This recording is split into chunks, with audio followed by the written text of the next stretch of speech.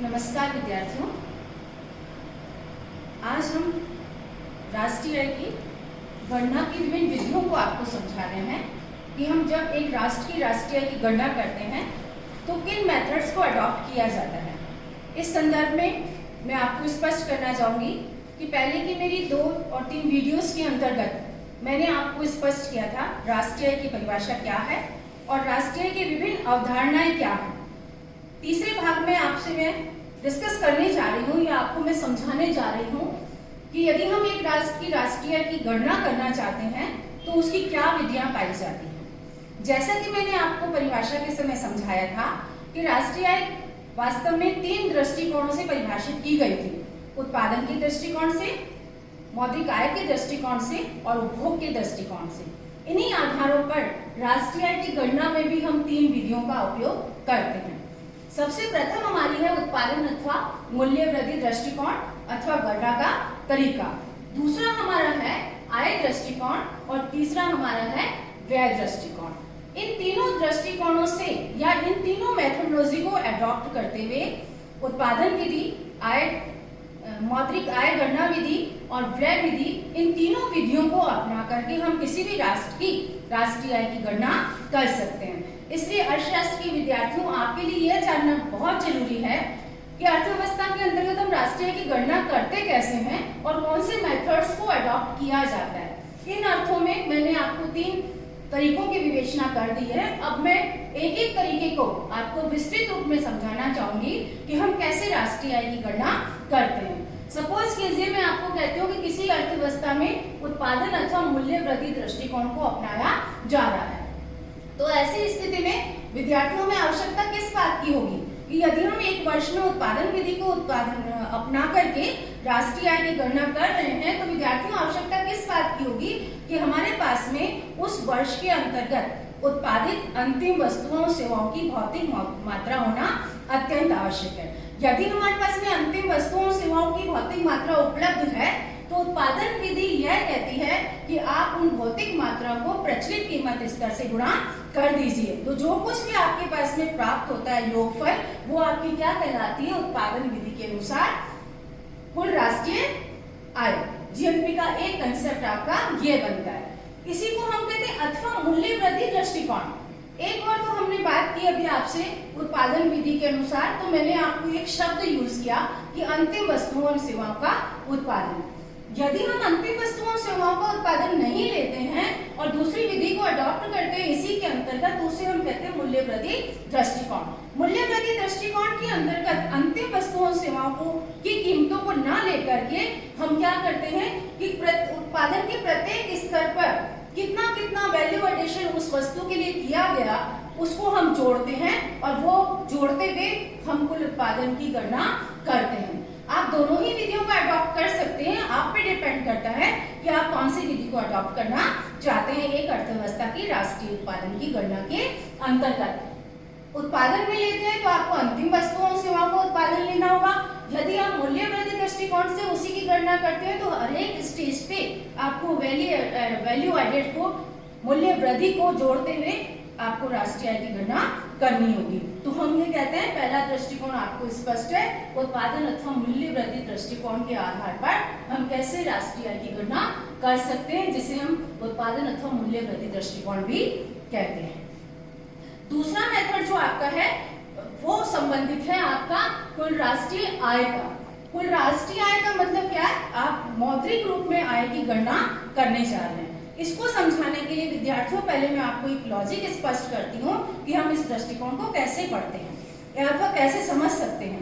हम सभी विद्यार्थी अर्थशास्त्र में जानते हैं किसी वस्तु का उत्पादन यदि अर्थव्यवस्था में किया जाता है तो उत्पत्ति के साधनों का उपयोग उसमें किया जाता है, ये हमें सभी को विदित है।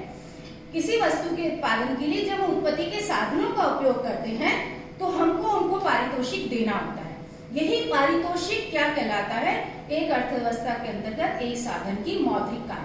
जैसे मैं बात करती हूँ विद्यार्थियों, उत्पत्ति के साधनों को मैं मुख्य रूप से 5 भागों में विभाजित करती हूँ, श्रम, भूमि, पूंजी और उद्यम। और इस आधार पर श्रम को मैं 2 कैटेगरीज में लेके चल रही हूँ, कुशल श्रम और अकुशल श्रम। विद्यार्थियों आपको पता होना चाहिए अर्थशास्त्र के विद्यार्थी होने के नाते कि आप क्या भुगतान देते हैं, किसी साधन को आप काम लेते हैं तो आपको यह पता होना चाहिए कि उस भुगतान को अर्थशास्त्र में हम क्या बोलते हैं अथवा पारिश्रमिक को हम क्या बोलते हैं। जैसे मैं यह बात करूं भूमि, तो आपके दिमाग में एकदम आना चाहिए भूमि के लिए हम क्या देते हैं, लगान। इसी तरह से यदि मैं बात करूं श्रमिक, तो श्रमिक हमारे दो प्रकार के होते हैं, एक कुशल श्रमिक होता है, दूसरा अकुशल श्रमिक। जब कुशल श्रमिक की हम बात करते हैं तो हम क्या कहते हैं, उनको क्या मिलना चाहिए, वेतन। और जब हम अकुशल श्रमिक की बात करते हैं तो उनको क्या मिलना चाहिए, मजदूरी। इसलिए हम ये कहते हैं श्रमिकों को जो हम भुगतान करते हैं वो दो का जोड़ होता है, वेतन एवं मजदूरी। इसी तरह से हम कहते हैं पूंजी, यदि हम पूंजी अपनी लगाते हैं तो उसके लिए भी हमारा ऑटोमेटिक वे में हमारा योगदान हो जाता है, लेकिन यदि हम बाजार से लेके लगाते हैं तो उसके लिए हमें ब्याज की दरों का भुगतान करना होता है। इसी तरह से चौथा भाग है आपका लाभांश। और लाभांश किसको दिया जाता है विद्यार्थियों, एक उद्यमी को। और उद्यमी वास्तव में वह होता है जो कि अपनी शक्ति और हिम्मत के द्वारा उस उद्योग को चलाता है। तो उद्यमी को जो भुगतान हम करते हैं वो एक लाभांश लाभ कहलाता है। और लाभ को हम अर्थशास्त्र में अवशेष आय मानते हैं। विद्यार्थियों अवशेष आय क्या होती है, इस बात को मैं आपका ध्यान आकृष्ट करूंगी। अवशेष आय क्या होती है, अवशेष आय वह आय है जो कि एक उद्यमकर्ता सभी खर्चों को पूरा करने के पश्चात अपने पास में लेने में समर्थ हो जाता है। यदि उसके खर्चे कम है और इनकम ज्यादा है तो लाभ पॉजिटिव हो जाएगा, और यदि उसके खर्चे अधिक हो जाते हैं और उसके आय के स्रोत कम रह जाते हैं तो लाभ नेगेटिव हो जाएगा। इसलिए हम कहते हैं कि दोनों अर्थों में हमें कैलकुलेट करना पड़ता है कि लाभ की राशि आपकी क्या बनती है, और ये उद्यमकर्ता का पुरस्कार माना जाता है। तो आपको ये बात तो स्पष्ट हो गई विद्यार्थियों कि हम उत्पत्ति के साधनों को जो पारितोषिक देते हैं वह उनकी मौद्रिक आय कहलाती है। और ये मौद्रिक आय वास्तव में क्या है, यदि हम एक राष्ट्र के समस्त राष्ट्र को नागरिकों की मौद्रिक आय को जोड़ें तो हमारे पास में क्या प्राप्त हो जाता है, राष्ट्रीय आय का वह दृष्टिकोण जो आय दृष्टिकोण के अनुसार हमें चाहिए। आप देखिए मैंने लिखा है आपका कुल राष्ट्रीय उत्पाद आय दृष्टिकोण के अनुसार किसके बराबर होगी, मजदूरी एवं वेतन प्लस ब्याज प्लस लगान प्लस लाभांश, इनके बराबर मानी जाती है। अब मजदूरी और वेतन भी किसको मिल सकता है, या तो इंसान निजी वर्क करे कि निजी क्षेत्र में जाके कार्य करे, या सरकार के अंडर में कार्य करे, सरकारी क्षेत्रों में कार्य करे, या स्वनियोजन करे। ये कई तरह से तरीके हैं जिनके मार्फत जो है हम अपनी आय को प्राप्त कर सकते हैं। यदि हम अपना बिजनेस चलाते हैं तो भी हमें इनकम मिलती है, यदि हम प्राइवेट सेक्टर में कहीं काम करते हैं तो भी हमें इनकम मिलती है जो हमारी आय का स्रोत होती है। यदि हम सरकारी क्षेत्रों में जाके कार्य करते हैं तो भी हमें इनकम प्राप्त होती है। तो मजदूरी और वेतन में हम क्या ले रहे हैं, निजी क्षेत्र सरकारी क्षेत्रीय कर्मचारियों को दिए जाने वाला पारिश्रमिक। इसी तरह से कि सरकार जो है ट्रांसफर पेमेंट्स देती है वो भी उनका भाग बनते हैं, निजी आय का भाग बनते हैं। तो ये सभी बातें हम किसमें लेते हैं, मजदूरी और वेतन के अंतर्गत। उसका दूसरा हिस्सा मैंने आपको बताया ब्याज। ब्याज क्या है, ब्याज वह राशि है जो व्यवसायों के द्वारा यदि पूंजी मार्केट में उधार ली जाती है तो उसके बदले में उनको भुगतान करना पड़ता है। और जो भुगतान करते हैं तो जिस व्यक्ति के पास वो ब्याज जाता है वो उसकी मौद्रिक आय का भाग बन जाता है। इसी तरह से हम ये कहते हैं लगान। लगान क्या है, भूमि के उपयोग के बदले में जो राशि दी जाती है अर्थशास्त्र में उसको लगान कहते हैं। और जब लगान दिया जाता है तो ऐसी स्थिति में कहते हैं लगान भूमि के उपयोग के लिए भी हो सकता है, भूखंड के उपयोग के लिए भी हो सकता है। एक बिल्डिंग को किराए पर लेकर के आप काम स्टार्ट करते हैं तो वो भी लगान में आता है। इसी तरह से कोई मशीनरी के लिए आप स्पेशल भुगतान करते हैं तो वो भी लगान की श्रेणी में आता है। तो हम कहते हैं लगान भी भाग बनता है किसका, मौद्रिक आय दृष्टिकोण का। इसी तरह से लास्ट में बताती हूँ लाभ। और अभी मैंने आपको घोषणा की लाभ एक अवशेष आय। अवशेष आय क्यों है, क्योंकि व्यक्ति पहले औरों को खर्चे देता है और उसके पश्चात जो बिजनेस में उसके पास बचता है उद्यमकर्ता के पास वह उसकी आय का भाग बनता है। इसमें हम डिविडेंड्स को लेते हैं, लाभांश को लेते हैं। लाभांश क्या है विद्यार्थियों, बहुत इंटरेस्टिंग सब्जेक्ट है, इस बात को आप समझिए। लाभांश वह है जैसे सपोज कीजिए किसी कंपनी ने कार्य स्टार्ट किया, वो आपकी कुछ पूंजी आपसे विनियोजन के लिए मांगती है जिसको हम कहते हैं शेयर्स डालना। तो जब वो विनियोजन के लिए मांगती है तो जब उसको प्रॉफिट होता है तो वो जितना पैसा जिससे लेती है, वो शेयर जितना उससे डलवाती है पूंजी का, उतना प्रॉफिट का अंश उसे देती है। इसको हम क्या कहते हैं, लाभांश। तो लाभ का एक अंश क्या बनता है, लाभांश। दूसरा अंश क्या बनता है, निगम लाभ कर।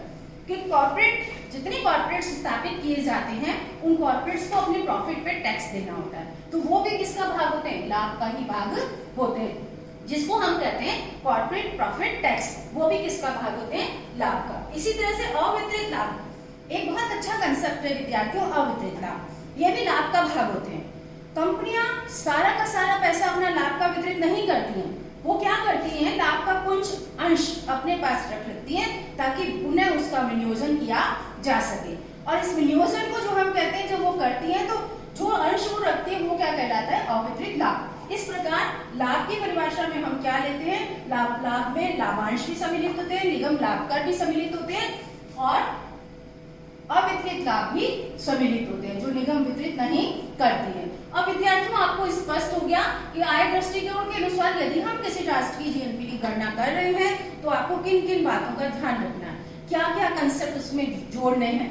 पहला, मजदूरी, वेतन, ब्याज, लगान और लाभ, इन चारों को यदि हम जोड़े तो हम आय विधि के अनुसार क्या प्राप्त कर सकते हैं, एक राष्ट्र की जीएनपी को प्राप्त कर सकते हैं।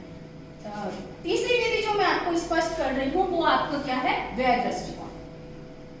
क्योंकि व्यय क्या है, एक राष्ट्र के अंतर्गत जो कुछ हम मौद्रिक आय कमाते हैं उनको कहीं ना कहीं हम व्यय करते हैं। ये एक सर्कुलर फ्लो होता है राष्ट्रीय आय का, जिसमें एक और हम कमाते हैं और दूसरी ओर हम खर्च करते हैं। तो व्यय दृष्टिकोण के आधार पर भी हम राष्ट्रीय आय की गणना कर सकते हैं। उसके मुख्य भाग क्या बनेंगे, मैंने आपको उसको स्पष्ट किया है, C + I + G + X - M। यहाँ शब्दावलियां क्या है पहले मैं आपको स्पष्ट कर दूं। C का अभिप्राय है उपभोग, I का अभिप्राय है विनियोग, G का अभिप्राय है सरकारी व्यय और X - M क्या है, X यहाँ हमारा निर्यात है और M हमारा आयात है। इसका शुद्ध जो निचोड़ निकलता है उसको हम इस विधि के अंतर्गत इस्तेमाल करते हैं। विस्तृत व्याख्या के लिए विद्यार्थियों में आपको आ रही हूँ, C पार्ट क्या होता है, जिसको हम कहते हैं उपभोग। उपभोग कौन सा हो सकता है, आप और हम सभी जानते हैं कि जब हम अर्थव्यवस्था में इनकम को लेकर के आते हैं तो कुछ तो हम उपभोग्य वस्तुओं पर खर्च कर देते हैं। जैसे हम रोजमर्रा की वस्तुओं का सेवन करते हैं, दूध का, खाद्य पदार्थों का, सब्जी का, फल का, तो हमारी इनकम का, अन्न का, दालों का, हमारी इनकम का एक पोर्शन जो होता है वो किस पे खर्च हो जाता है, उपभोग्य पदार्थों पर खर्च हो जाता है। इसी तरह से दूसरा हम उपभोग किसका करते हैं, टिकाऊ वस्तुओं का। हमने एसी खरीदा, हमने फर्नीचर खरीदा, हमने कार खरीदी, हमने टेलीविजन खरीदा, एलईडीज खरीदी, तो ये किसका पार्ट है, उपभोग्य वस्तुओं पर हम कितना व्यय करते हैं। और सेवाओं पर कितना व्यय करते हैं, सेवाओं पर व्यय इंपॉर्टेंट इन अर्थों में है कि प्रत्येक व्यक्ति को कोई ना कोई सेवा तो अर्थव्यवस्था में किसी से लेनी पड़ती है। चाहे हम वकील की सेवा की बात करें, चाहे हम डॉक्टर की सेवा की बात करें, चाहे अन्य प्राध्यापकों से पढ़ाने की सेवा के, अध्ययन की सेवा की बात करें, तो कुछ ना कुछ व्यय, शिक्षा संबंधी व्यय जिसको हम कहते हैं, कुछ ना कुछ व्यय तो हमें करना ही पड़ता है। और यदि हम इन तीनों व्ययों को जोड़ दें, जिसमें मैंने आपको सारा विवरण स्पष्ट किया है, तो जो किस कैटेगरी में चला जाएगा, C पार्ट बनेगा, जिसको हम उपभोग मान करके चलते हैं। दूसरा I क्या है, सकल विनियोग, टोटल इन्वेस्टमेंट। और टोटल इन्वेस्टमेंट क्या है वास्तव में विद्यार्थियों, इन्वेस्टमेंट जब हम शब्द अर्थव्यवस्था में काम लेते हैं तो आपको उसका अर्थ आना चाहिए। उसका अर्थ यह है कि एक उत्पादक के द्वारा या व्यवसायी के द्वारा अर्थव्यवस्था में कितने पूंजी स्टॉक को अपने उत्पादन के अंतर्गत लगाया जाता है। अब ये विनियोजन दो तरीके से होता है। एक आप सिंपल विनियोजन करते हैं जिसको हम कहते हैं स्थिर पूंजी निर्माण करना। आपने एक बिल्डिंग की संरचना कर दी, आपने एक फैक्ट्री में एक मशीनरी लगा दी, जो कुछ भी आपने इंफ्रास्ट्रक्चर डेवलप किया वो सब किसका भाग बनता है, स्थिर पूंजी निर्माण का। दूसरी ओर हम ये कहते हैं कि विनियोग दूसरा पार्ट किसका है, चेंज इन इन्वेंटरीज, भंडारों में वृद्धि। कई बार क्या होता है, आपके पास में इन्वेस्टमेंट बहुत अधिक हो जाता है और जितना आपको नहीं चाहिए, डिजायर नहीं है, उससे ज्यादा आपका एक्चुअल इन्वेस्टमेंट हो रहा होता है। तो आप क्या करते हैं, जितना चाहिए उसको तो अपने नियोजन में उस साल लगा लेते हैं, बाकी आप जो होता है उसको किस में डाल देते हैं, चेंज इन स्टॉक एंट्रीज के अंतर्गत। तो वो भी विनियोजन का ही पार्ट बनता है, यानी आपने अपनी पूंजी स्टॉक में वृद्धि कर दी। तो पूंजी स्टॉक में वृद्धि करती, जितना इस वर्ष चाहिए था कंज्यूम किया, बाकी आपने उसको संचय कर लिया। तो ये भी महत्वपूर्ण पार्ट अदा करता है। हम स्टॉक इन इन्वेंटरीज पे बहुत इंपॉर्टेंट ध्यान देते हैं। लोग सामान्यतः विनियोजन का अर्थ ये समझते हैं कि हमने कितनी पूंजी इन्वेस्ट की, लेकिन विनियोजन के इस पार्ट के साथ में ये पार्ट बहुत महत्वपूर्ण है। भंडारों में वृद्धि आपने कितनी करी, यदि आपका स्टॉक इन एंट्रीज का आंकड़ा पॉजिटिव आता है तो इसका मतलब आपका विनियोजन बहुत अच्छा हो रहा है। और यदि वो नेगेटिव आता है, इसका मीनिंग क्या है कि आप वर्तमान में अपने कार्य को चलाने के लिए पिछले चीजों को स्टॉक से निकाल के इस्तेमाल कर रहे हैं, तो वो नेगेटिव एंट्री में आपके काउंट होता है। इसलिए विद्यार्थियों ये जानना बहुत आवश्यक है कि किसी अर्थव्यवस्था के अंतर्गत कैपिटल फॉर्मेशन हो रहा है, लेकिन स्टॉक एंड इन्वेंट्रीज का आंकड़ा बहुत महत्वपूर्ण इंडिकेशन होता है कि वास्तविक अर्थों में विनियोजन हो रहा है अथवा नहीं हो रहा है। और इस बात को हम किस में लेते हैं? गणना के समय आय के अंतर्गत, सकल विनियोजन के अंतर्गत। तीसरी बात मैंने आपको कही, जी सरकार द्वारा वस्तुओं और सेवाओं पर किया गया व्यय। ये हम सभी जानते हैं कि जिस अर्थव्यवस्था में हम चल रहे हैं या जी रहे हैं, उस अर्थव्यवस्था का विकास सरकारी व्यय के बिना हो ही नहीं सकता। सरकार के व्यय केंद्र सरकार के द्वारा प्रायोजित योजनाओं के अंतर्गत द्वारा भी होते हैं, राज्य सरकार द्वारा भी स्पॉन्सर्ड किए जाते हैं। उनके व्यय विभिन्न है, प्रशासनिक व्यय, सामाजिक व्यय, सामाजिक सुरक्षा हेतु अंशदान, इंफ्रास्ट्रक्चर का निर्माण, जैसे हम कहते हैं सरकार टोल टैक्सों का निर्माण करती है, सरकार सड़कों का निर्माण करती है, सरकार चिकित्सा सुविधाओं का निर्माण करती है, सरकार विद्यार्थियों को छात्रवृत्तियां प्रदान करती है। ये सारे क्या है?